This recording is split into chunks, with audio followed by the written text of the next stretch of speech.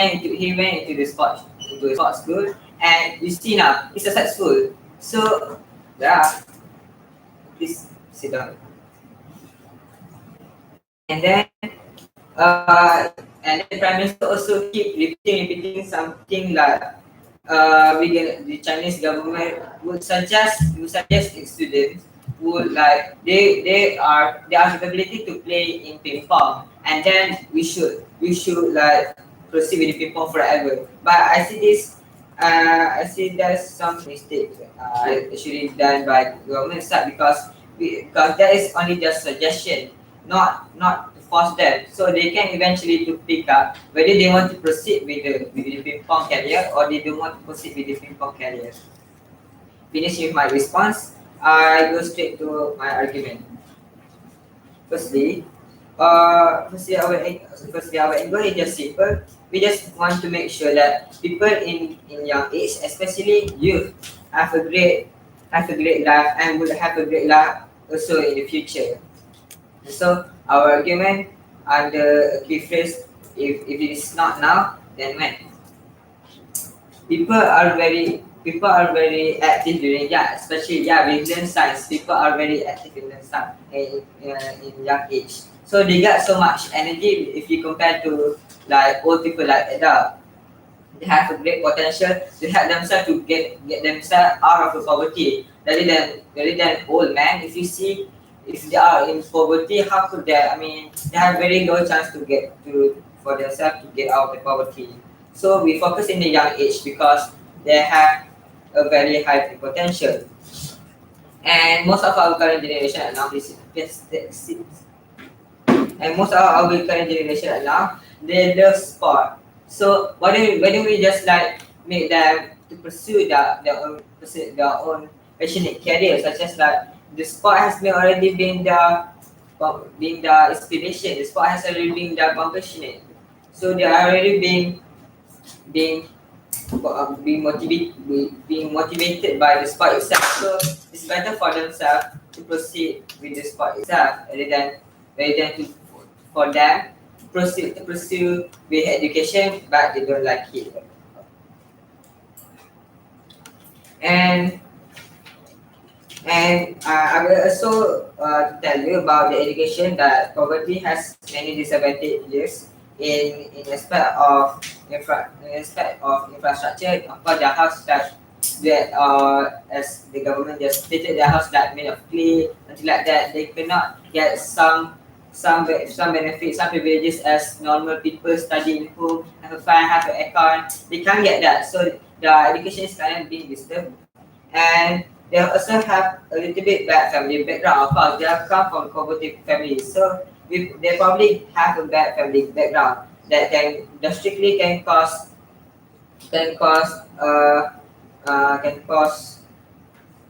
can cause education their education to be decreased. So why was sport? Because sport is actually very suitable for young age, because they are very energetic. And why do they have to do now? Because if you wait this to be more longer, they have no chance to go to get them out of poverty, because it's already too late for them. That's my case. Thank you for the speech, guys. For that few clarifications, you can only ask for POI to the opposing team. So basically, if you're opposition, you can ask POI to government, and government you can ask POI to opposition. Um, yeah. Okay. Let's move on. Next, DPM. Yeah. Anyone else move the middle because he's streaming. Ah, yeah. Who's it?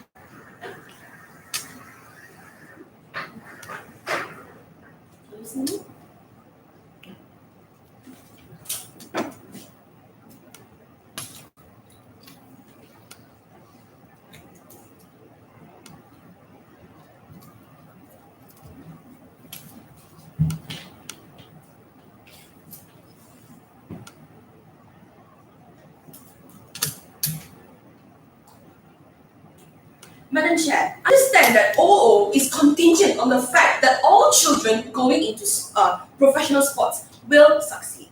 Well, what about those who don't succeed? Why didn't you consider them? We'll tell you what happens firstly to those children who enter professional sports and don't succeed, and we'll tell you why they will be stuck in this poverty trap forever.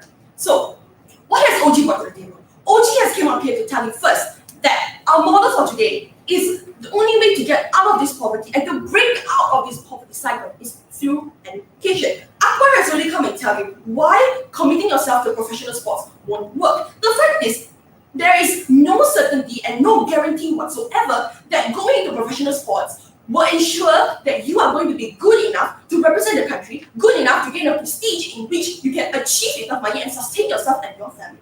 Firstly, you need to understand that poverty does not affect just one person. The fact that poverty is a cycle that has affected generations. The fact that people have lived in a plain house from grandfather to father, to son, it's generational in which the industry that they do, which is mainly agriculture, is going to prolong. Why I say so? Because the fact is, grandfather, no education, do agriculture.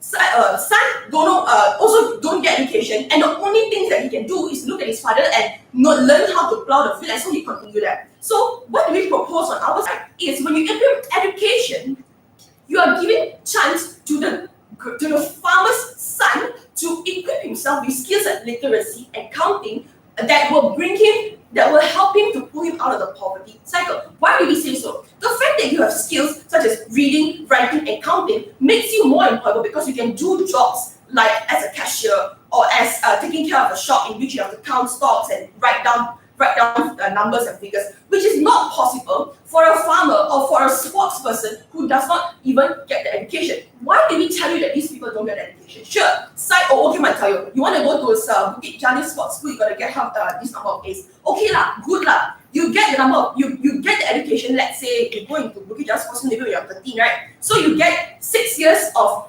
sekolah rendah education. What can you do with that? It's not enough, literally. What incentive does Bukit Jalil School have to ensure that you know how to do MS, you know how to do biochem physics? All these things, they don't have the incentive to make sure you are educated. And why is it important that you're educated? I have already told you, because the fact that you're so poor to the extent that you can't even sustain yourself. You want to pull yourself out of the trap. You get the education you need. You get the job that enables you to get the income that you need in which you can sustain yourself and your family. So before I continue to my next substantial, I'm going to proceed with some rebuttals to Side OO.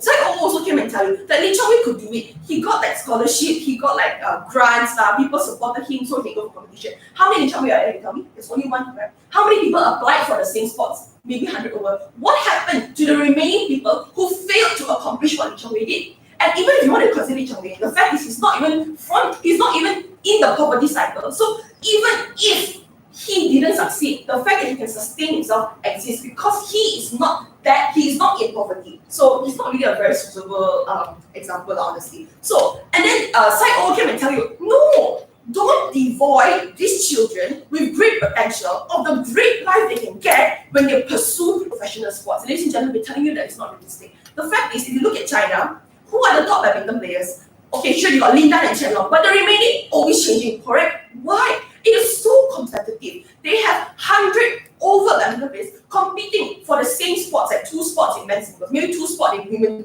singles, 1 pair in like men doubles. It's so competitive that if you're not the best, you're literally worth nothing at all.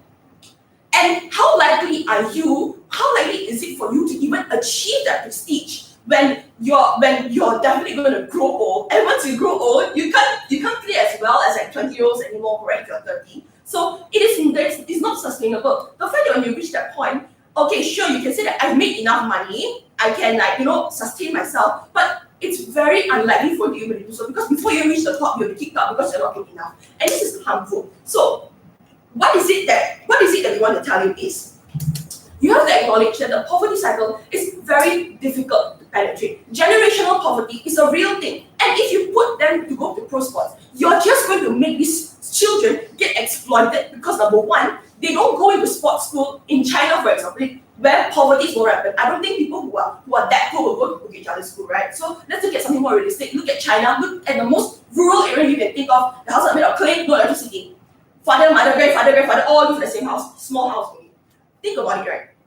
what chances do they have to break out of the cycle if they cannot get any more meaningful jobs than plowing the field and going to agriculture?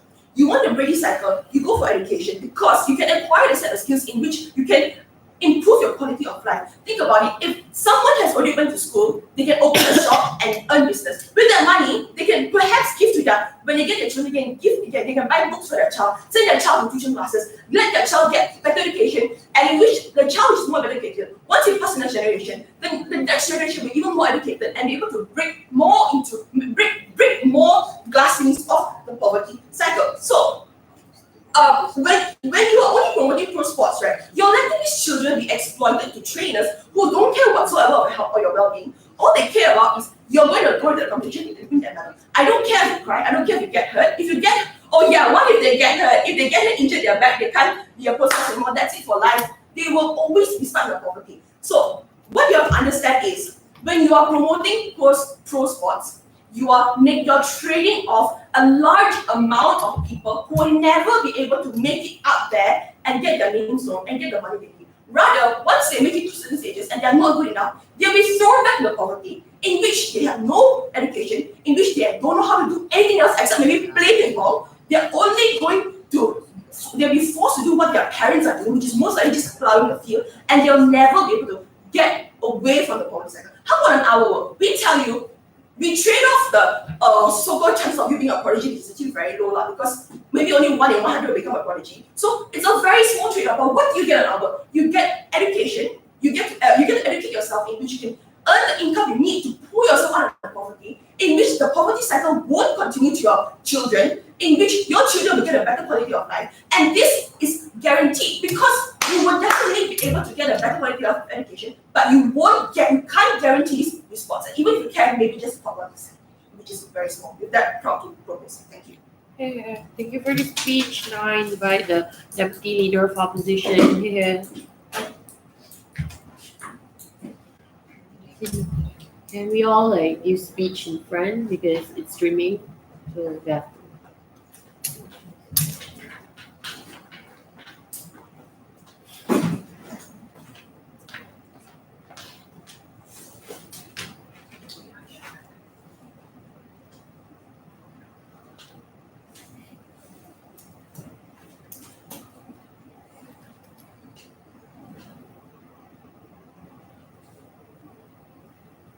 Good evening, I'm back to all members of the floor. I'm as the deputy leader of opposition will be doing two things. There is first I will report all that comes from the government, and then I will give my own argument.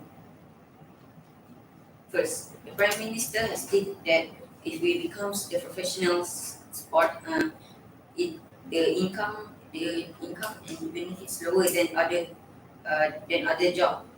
And then they will forget about sports and find a new job. But you don't understand by the meaning romanticisation. It's mean that about patient.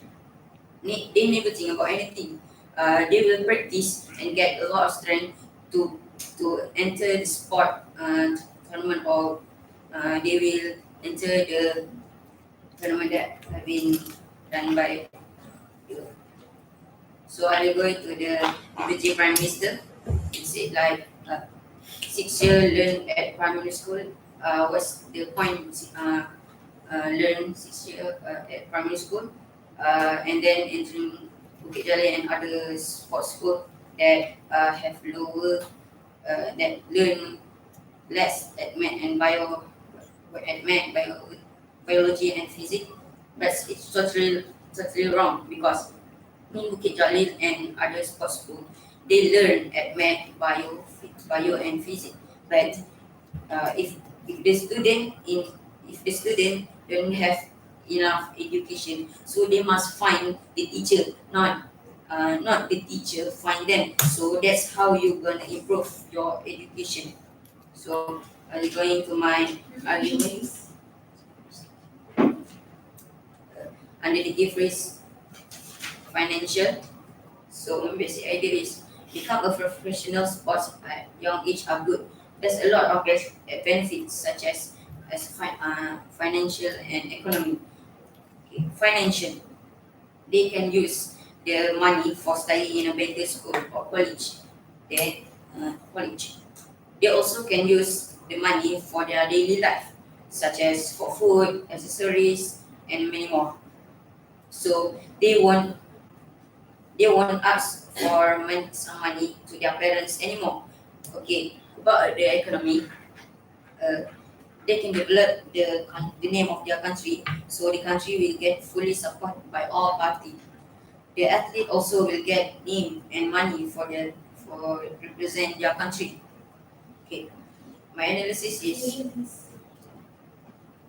uh, become a professional sport at a young age are better because at a young age they will have a lot of stamina, strength, and they will learn new skills and their for their own abilities and goodness. Secondly, if they can commit in professional sport when they gonna to be the professional athlete at the old in the old, when you think about that, if that if that's your answer, it's totally wrong because their strength and stamina are lower than young. Our points are better than your side, so with it, I end my speech. Thank you for the speech. Now I invite the member of government here.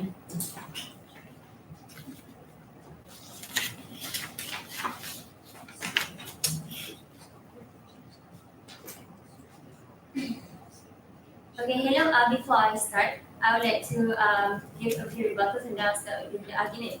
So, what the the opposition, the second speaker, he mentioned about the school at Bukit Jalil, and he mentioned that even those students they will still learn bio and mathematics and chemistry, and if they don't understand, they'll see their teacher. But to me, in sports school, yes, you do the education, but you focus more on sports. So still, so so that means that student would most probably abandon their studies and focus more on sports since it's a sports school.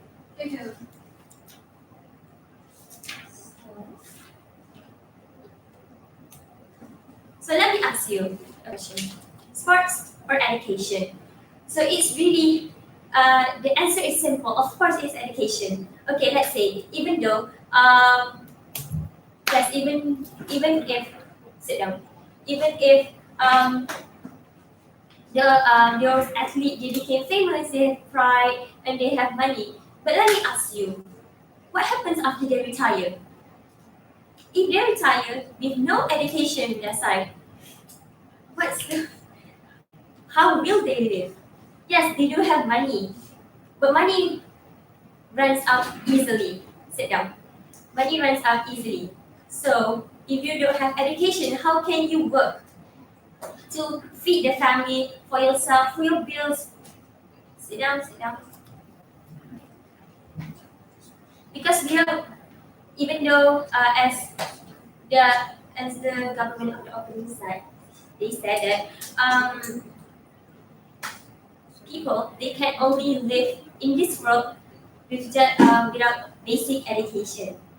So that means that even though students do study in their middle school, but that isn't sufficient enough for them to live in the real world. The real world is really hard. You sit down, and it has so many crises in life you have to face. So if you don't have education, you'll probably be dead by now. So okay, yes. Okay. So in this motion, it mentions that they want. It says that they want to let kids to train in sports to get away out of poverty. But in this world, as you can see, many people who are in poverty choose education instead of sports. Let me give you an example. Nino Madiha, she got 20 A's in her SEM. Why? She didn't go for sports, she goes for education. And in that way, when she got the 20 A's, no, zero.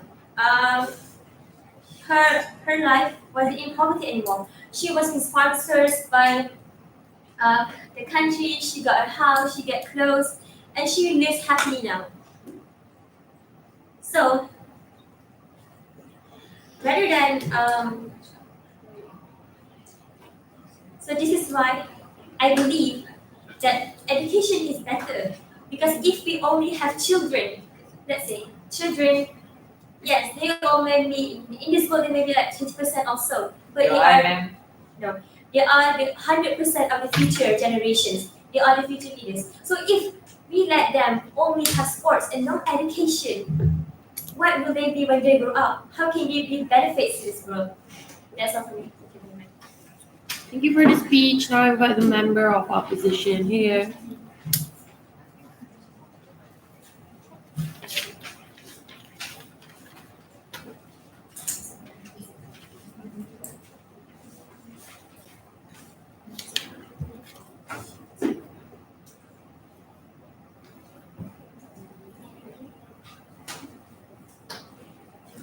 Ladies and gentlemen, in this world where economics is not properly managed, our poverty is been increasing for the past few years. So, this argument is rather sorry. Side Gov has been saying, if you're in poverty, the best case scenario is you do the best thing to do is to take education. But the better question is education available in this? I would like to continue my debate with two scenarios. One where there is a sports school and one where there isn't. Like Side Gov said, in a sports school, if you're not up to standard, you're not up to the top three, you'll get kicked out. But just because you're kicked out doesn't mean it's the end. There are examples of athletes that got kicked out of sports school but still managed to get into the professional league, such as Chinese kickboxer Li Long. He got kicked out of sports school because he wasn't up to standard. But now he went past that and now is a world renowned kickboxer. Now the second scenario is when there isn't a sports school. Not to say there's a lot of countries that have a problem with poverty, but not every country has a sports school like China. Such as Thailand, Cambodia, Burma, all of these not as well developed countries compared to the rest of the world. The children there, to support their family, to get them money, to bring food onto the table, participate in kickboxing matches, while full contact Muay Thai, lat weight, hadal serai matches, which most often lead to blood knockouts. Side closing opposition. Sit down, please. Side closing opposition is willing to trade off the risk for injury for the glory of the money, what they could do to support the family. Just because there's a 1 in a million chance that you become a prodigy doesn't mean once you don't become the best in the world, doesn't mean it ends there. There's so many examples of these people after they're done with their professional career, they become coaches to other people to teach the next generation, to help other children that are in poverty to support them. Sit down, please. There are examples of these people that went out of poverty because they entered sports, such as Max Holloway, Waka Panchal, the Manny Pacquiao. Because why did they do it? Because they wanted to support their family. In my world, the children are the ones that want to do the sport because they want to support the family in place. Now you might say that if, in my opinion, if you have the choice of education, say sports, go ahead, take it. Because do what you think's best for you. But in my world, education is not always there. It's not 100% guaranteed there will be education there. That's why sports is the only way. It's the only other way. It's the secondary one. It's your backup plan if there isn't any education there. Now, side opposition would like to trade off. Sorry.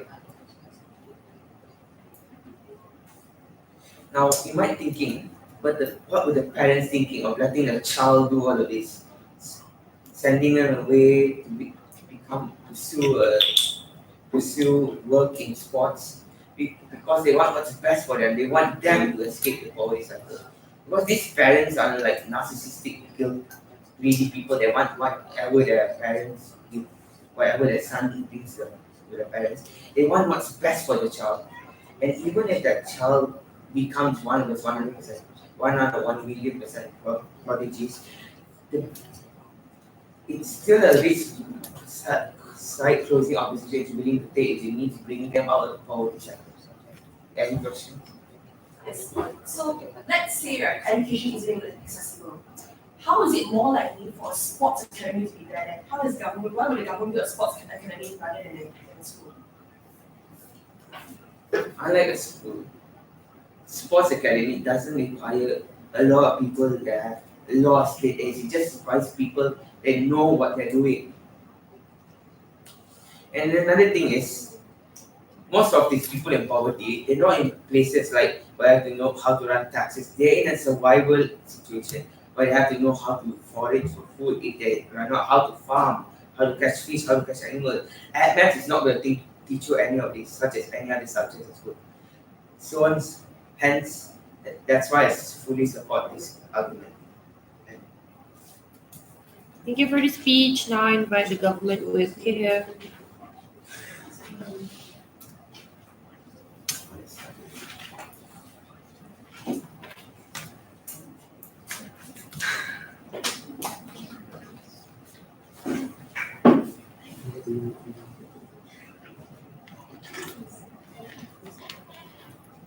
As a government, this has been the romanticization of a community professional sports. Age has to be so you see that education is really important. If you see that most people who develop the countries, these people have education. Without education, how are we going to develop a country? But for sports, maybe they like okay up the names in the country, but will they develop like the economics in the country and about committing to professional at a very young age is kind of hard. So people in this like age, mostly having depression because they training so hard.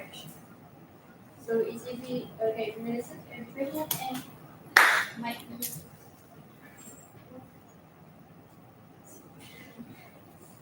down and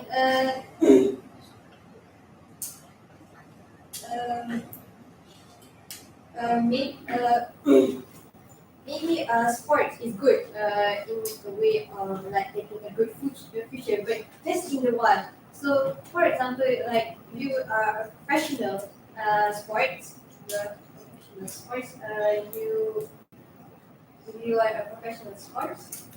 I did like you keep winning and maybe like all the sponsorship like will sponsor you. But after like in the age like for example like 40 you cannot do because like you get like pains and all those like muscle pains and all that. And then you cannot do sports and then like your sushi will be gone.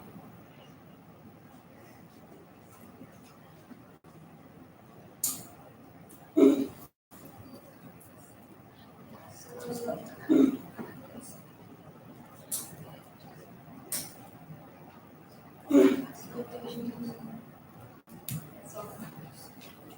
All right, thank you for your speech. Now I invite the opposition with to wrap up the debate here.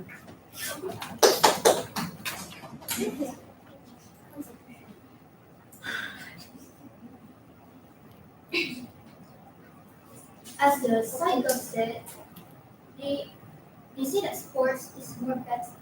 Sorry, they say education is more better than sports. Well, I say they're both kind of equalization in both options. For education, they give you more chances in jobs like accounting, cooking, or whatever. But sports also give you more of the advantage in more in like in society right now. Basically, guys. Basically, by saying this, because of the poverty right now, the cycle of poverty, I think if you take sports rather than education, and if you can continue it, and when you have family and kids, the cycle will continue with you still being in poverty. But that's not true because sometimes you could also train your kids and help them become like yourself, as in more into sports, or you can help them into becoming a better player or sports person or whatever you are. For those, as my first speaker said, for those that don't succeed, they could get second chances or more chances in other opportunities that will come in the near future. Also, by how the site doc said on why the trainers will be really rough to the children, or rather the kids younger than us, that will make them more, will work harder more, and basically helping them to succeed more, to prove themselves of their worth.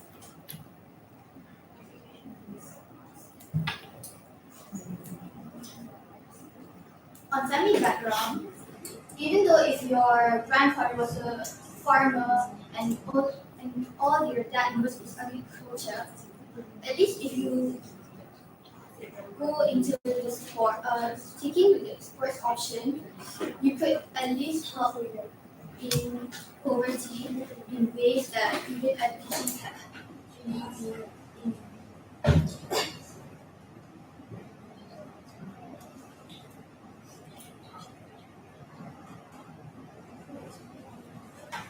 By taking sports also, you could recognize on the scale on how bad poverty is to other people, like like farmers' kids, people that have really low paying jobs that don't even have enough food to eat for 1 day or 2 days. So but if you consider taking sports as an option to continue in as your future goal, it could also help you for it could also help you in helping your family and even encourage others as like becoming their role model into becoming a successful athlete or athlete.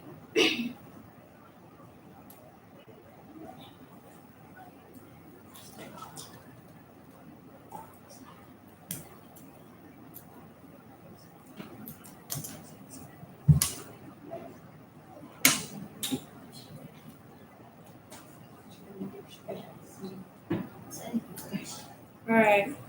Thank you for the speech. You guys can cross bench, shake hands, and wait outside for the verdict. Thank you.